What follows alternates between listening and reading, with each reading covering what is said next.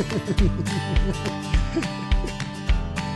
must be in a mood, battling for domination. The sun and clouds. Good morning and welcome to Nature Watch. Nature Watch is sponsored by Waddell's Nursery, Floral Garden, and Bird Center at the corner of 12th Street and Millam Road. Now your host of Nature Watch, Gary Miller. Good morning. Good morning. How are you? Good. I'm better. Yes, you sound a lot better. You look a lot better. I look a lot. That's the important thing. Of course, in radio, you must always look better. No, I'm kidding. We can always say you look better. They'll never know. Hey, some good news from Michigan Storm Chasers. Yes. When Chandler was here, he was talking about the documentary that they were in the process of finishing up concerning the northern Michigan ice storms from last March of 2025. That will debut on their YouTube channel May 15th. And there is a trailer out. I found it on Facebook. And check out the trailer and then make sure May 15th you check out the biopic. It's going to be a good one. They've got all sorts of neat info on their site. They've been doing some other fun map posts too. Oh, yeah. Of course. Then they made severe weather to talk about. And so they here in Michigan or in the Midwest, so they were doing some other maps. So they had a map that they posted a couple of days ago. Can I plant my garden yet? And they had different colors on the map. Jim was looking at my map, and it's not color-coded very well because my printer ink cartridges came out. I can see colors. But, so up in the Upper Peninsula, most of the Upper Peninsula, it's in blue color, and they put on there, we're just having fun with it now, still no, just in blue. And then up in upper lower peninsula, the eastern part of the Upper Peninsula and the Garden Peninsula, actually they have purple. It says purple is a nice color, but no. And then mid-Michigan going across and catching the thumb on that, they have no, but in red. And then down here in the southern part of the state, there was yellow and it just had a big no. Right. If you're in southern Ohio and Indiana, they have yes. You have to go south to get it, though. That's just it. We've had that roller coaster of temperatures again. We had down near frost conditions. We had a frost advisory a few days ago. I had a light frost in my yard that morning, just very light. Nothing on my windshield, though, so just very, very light. But the National Weather Service had actually issued that frost advisory just in case, because I'm in a low area. So if you were just a little bit further north, you'd have had some frost. And the temperatures the temperatures they were predicting were like 35, 36, 37 degrees. We're looking at possibly here in another couple days in the morning. So we may see another frost advisory come out yet. But it looks like that may be the last one for this spring. Can you say Omega Block? If the forecast is correct. So it looks like it looks promising right now. Yeah, after the 16th, 17th, there's talk of a nice warm-up. Yes. An extended warm-up. So we're below normal temperatures for highs. Well, actually, yesterday got close to the normal temperature, average temperature, typically for this time of year. But And, of course, on the downside, too, there are also reports that Memorial Day weekend could be a little cooler than normal. But, it's just we've had Memorial Day weekends that have been very, very cold. We've had some that have been in the 90s. So we've had every I imagine some years past we've had the S stuff coming down. Talking about that. I'm going to throw things at you. Talking about that. So last Saturday at Waddell's, I was actually talking to a customer, and I thought out of the corner of my eye, I saw this little white thing drift down. And I'm like, that looked like a snowflake. Didn't see any more. Yeah. And about 5 minutes later, I saw another one floating down. I'm like, well, I know it's not cotton from the cottonwoods and the poplar because they'd just be floating away. This one was dropping down. Again, looked sort of like a snowflake, like only one. I'm like, okay, maybe I'm just seeing things. Maybe there's some birds flying over or so. And about 10 minutes later, I was with another customer, and we were looking at some trees. And lo and behold, we had a snowflake and a couple of ice crystals that came down, and they landed on us. We actually saw them. Oh. So it was cold enough up in the air to get a little bit of snow last Saturday. Okay. Hopefully that got it out of its system. Yeah, it's Michigan. We just, So weather-wise, actually this last Monday we had those thunderstorms that came through. I had some hail at my house, and they've had hail different spots at different sizes. And my first thought after the storm, the hail I had was small enough, didn't do anything. It was sort of slushy, some of it. What is it with these Michigan thunderstorms and severe storms on Monday nights? It was a week before we had the wake lows come in. Yeah. So Monday night seemed to be storm night or something. I'm just. It's Monday, dude. It's Monday. And anywho, that's kind of where we're at now. If you're wondering, about your garden, remember Andy Waddell is in after 9 o'clock. He's the garden guy. He's the garden expert. I just thought I'd mention that was from Michigan Storm Chasers and their maps. So, but you see, we can keep him busy because you can call after 9 o'clock and bug Andy. Andy, can I plant this? Can I plant that? So actually, we're pretty close to just except the tender things. Cold plants are fine. So plant things that can tolerate the colds, like peas, potatoes, that'd be fine. Onions. Yeah. Okay. We'll leave the rest let's do for that him. for Andy. We'll leave the rest for him. So exactly. and we've got confused plants out there yet. So we still have plants that haven't done much. They're just starting to get leaves out because they were like, you guys, the rest of you guys are way too early. Got too warm early. We're going to do the normal thing and come out normal time. So we're still seeing that.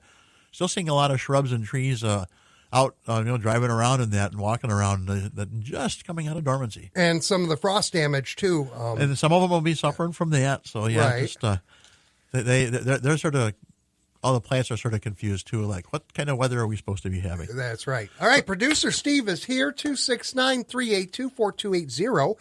And let's not waste any time. Let's just get into trivia. So I'm not going to try to do too much of a softball today. I know where you're going with it, and we'll just go from there.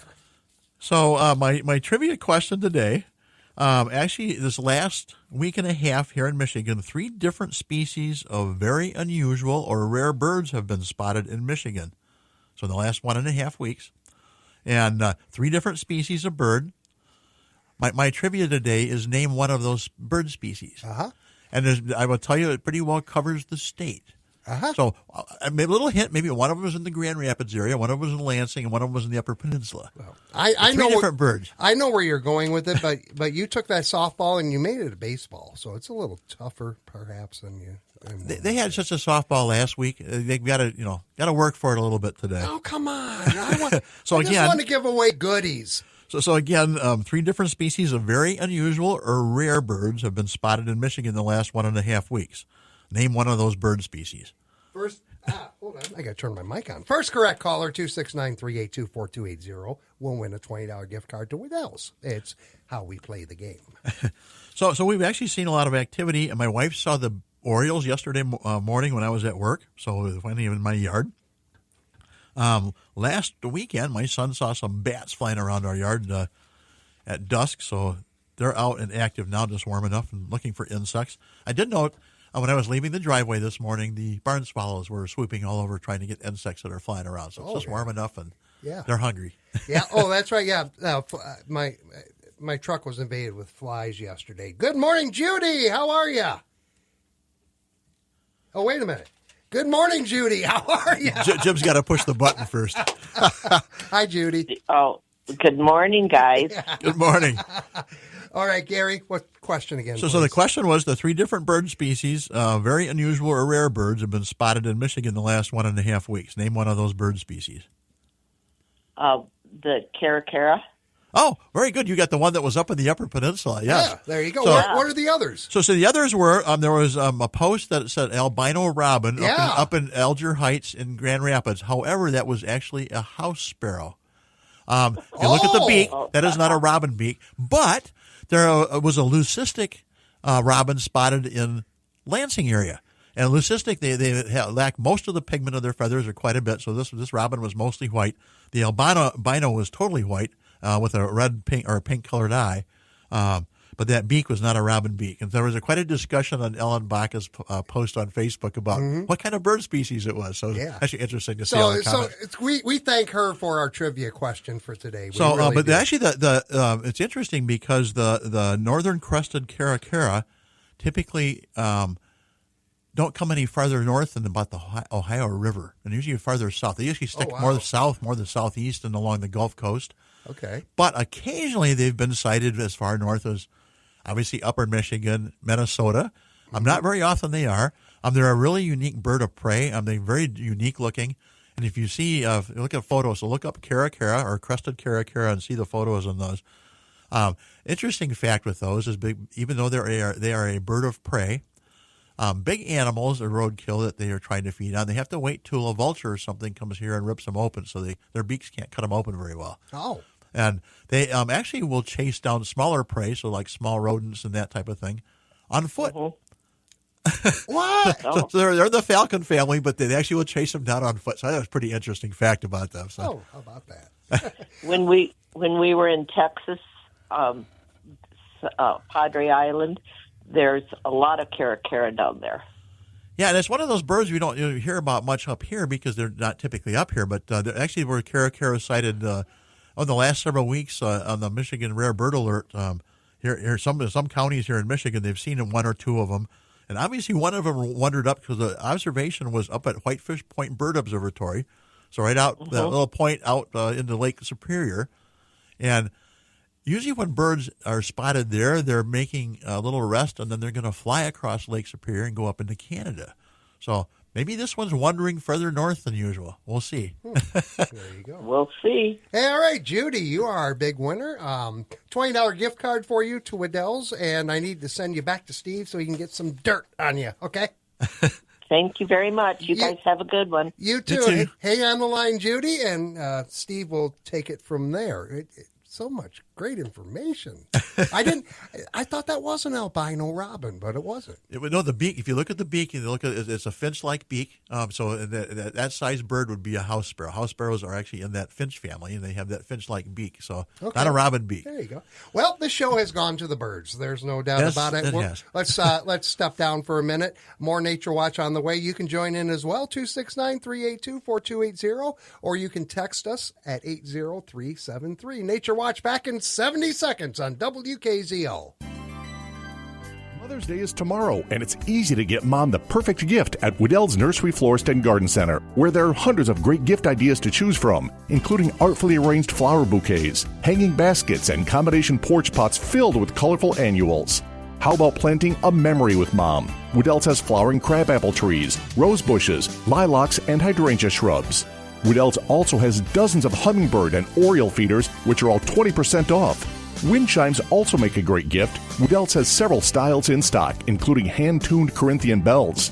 Maybe Mom would like some new outdoor furniture, a gazing globe, a fountain, a bluebird house, or an azalea shrub. And if you just can't decide, a Waddell's gift certificate is always the right size and color, so Mom can pick out exactly what she wants. Happy Mother's Day from your friends at Waddell's Nursery Florist and Garden Center, located on Texas Drive at the corner of Millam and 12th Street, or online at Waddells.com. WKZO. I like the local news. More local news on the radio than any other station in town. And online, too, at WKZO.com. 8:44. Gary's bopping to the theme. You got to do that. Yeah. Saturday morning, it's warmer out. Yeah, Nature Watch continues. Yes, warm spell coming up. Yes. Knock on wood, I hope. We need to get through a couple of days cool. But it's been nice seeing the sunshine. We've had lots of days of sunshine. We're not the typical really cloudy. Right. So it's enjoyable to feel that and see it. Yeah, exactly. So actually, I've seen some other unusual things this last week. White-crowned sparrows several times in my yard. And Monday night, I saw about 6 of them feeding on seeds in the lawn and grass seeds and maple seeds that had blown down. Those are the sparrows that actually nest much further north. And last Thursday night coming home, there were a couple of tom turkeys strutting in a field just west of my house, trying to show each other off and up. And there was a deer behind him just grazing, just ignoring him totally. Yeah. Okay.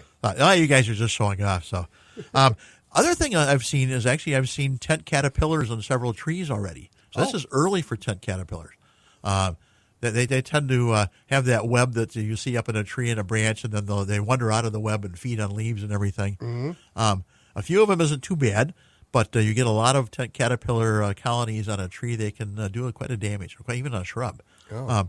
Probably a good thing is that there's some early food for some of the birds. The birds like eating caterpillars. They eat a lot of caterpillars. Now, do you want to get them out of your tree or let them do their thing? No, so typically you want to get them off a tree. Sometimes you can't reach them because the nest is way up in towards the top of the canopy. So, but if you've got especially an ornamental tree, you typically want to remove those if you can. Okay. And but they are food for birds. So actually, I was listening to our ad there in the little break, and some ideas for Mom. Actually, another idea for Mom is actually planting some plants for birds and that. Mom may like watching birds, and one of those plants you can plant is like an oak tree.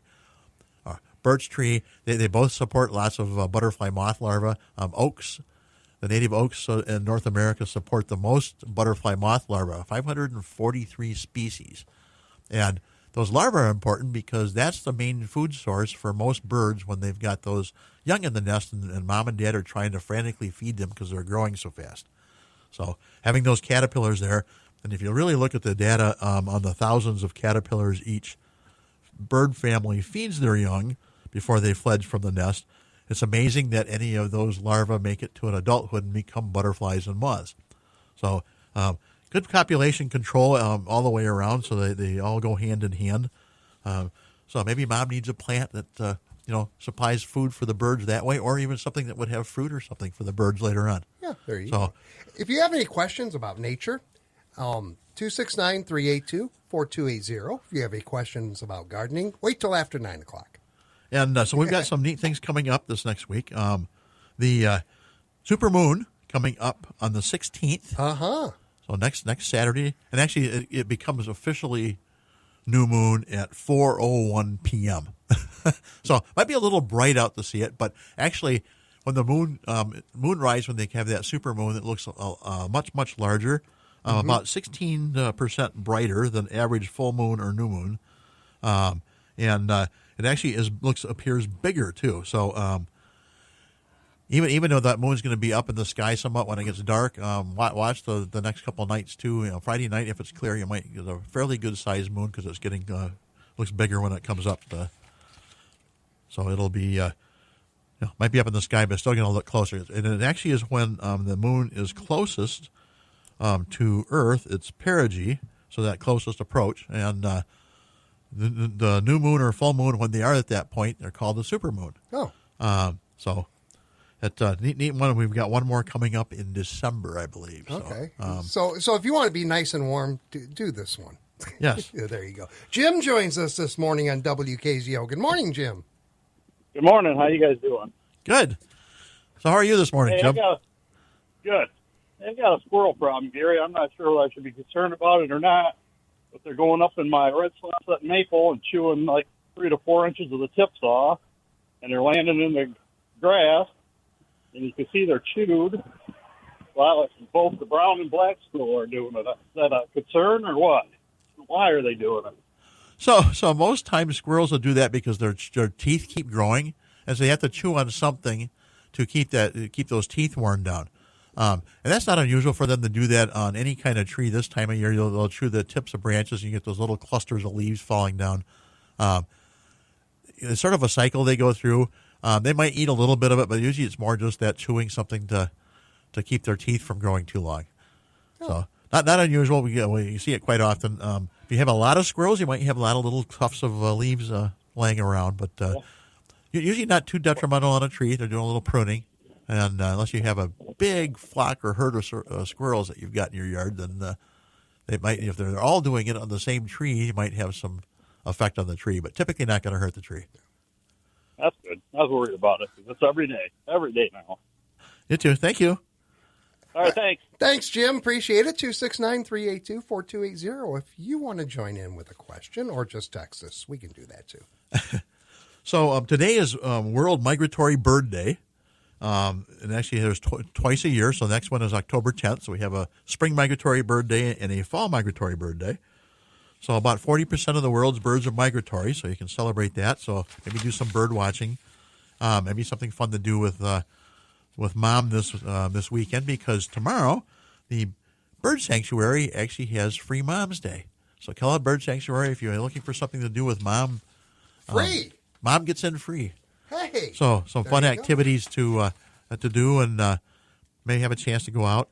Tonight, Kalamazoo Astronomical Society has another public observing session at the Nature Center. That's starting at 9 p.m. till midnight, if the sky is clear. the if word that Gary uses every single week. Well, but actually the forecast looks like it might be mostly clear. So check out their website after 6 p.m.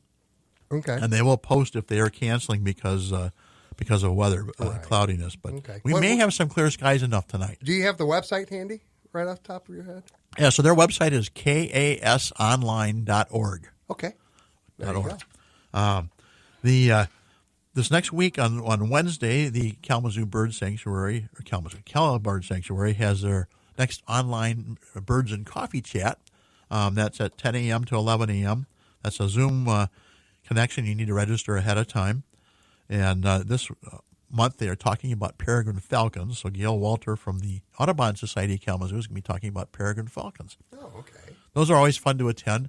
I wasn't sure how many times I had to register each time, so I registered multiple times. I think I'm registered through like 2029 or something. So better safe than sorry there, better right? safe than sorry. I don't want to miss them. And actually, they record them, so they give you a link if you don't have a chance to attend. You just register, so you get that link, and then, or if you don't have a chance to watch when it's actually going live. The coffee is good today.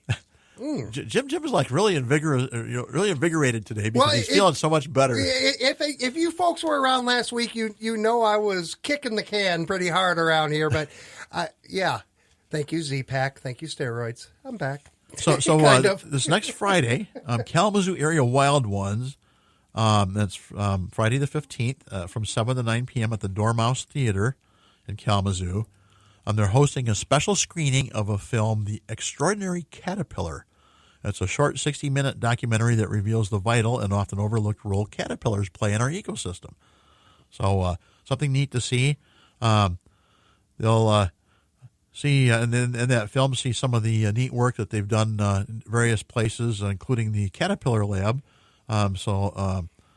They've done a lot of research there. Entomologist David Wagner, and some of you may be familiar with Doug Ptolemy, the co-founder of Homegrown National Park. And Doug's written several books on trees and nature and those insects. So be an interesting film to see.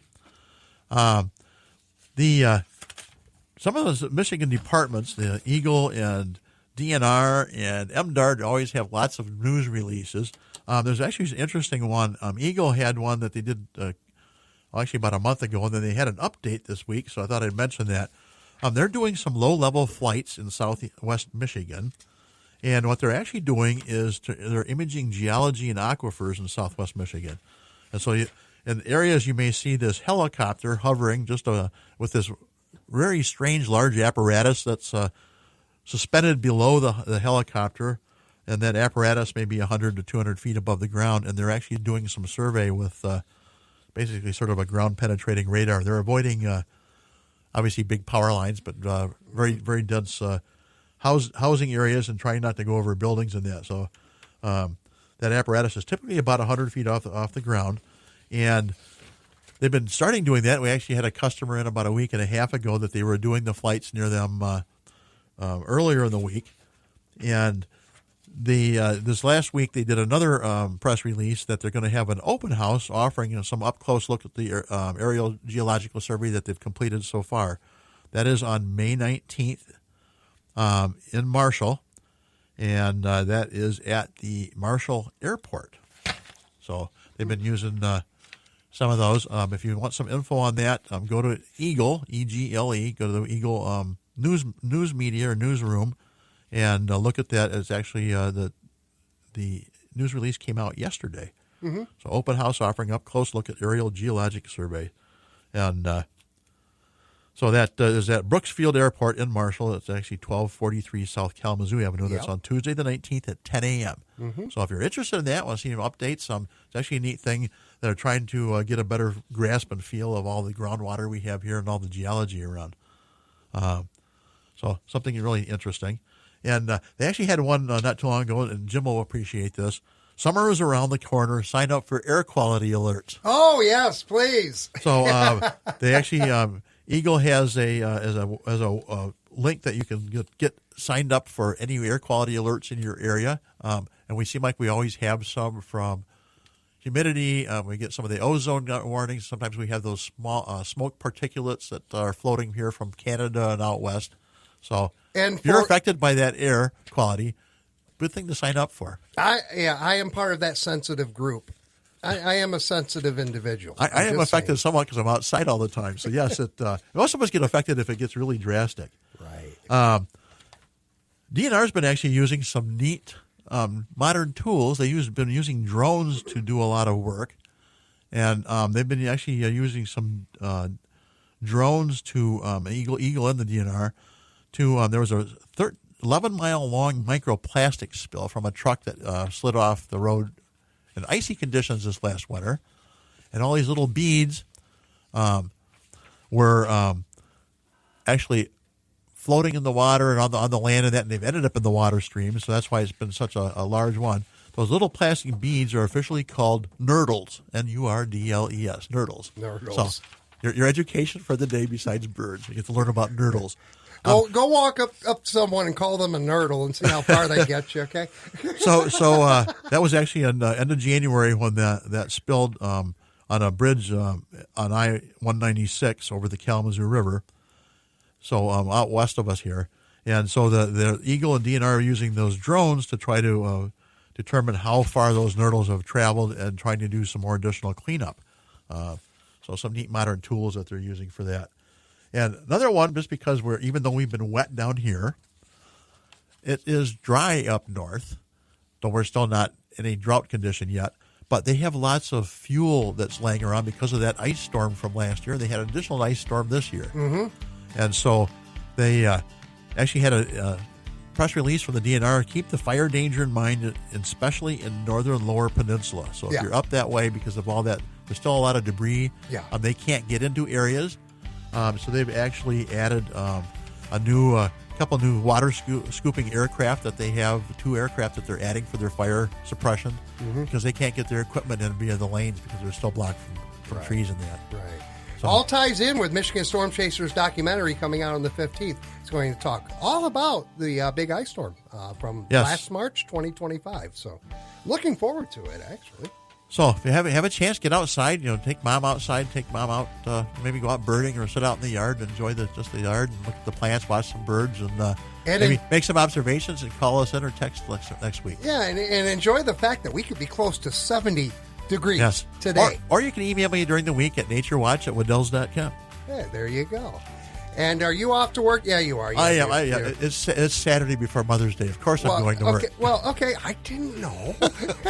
So happy Mother's Day to all those moms out there. Yes, absolutely. And Gary, thank you. And thank you for listening to this edition of Nature Watch. Tune in each Saturday morning at 8:30 for Nature Watch. Brought to you by Waddell's Nursery, Floral, Garden, and Bird Center at the corner of 12th Street and Millam Road.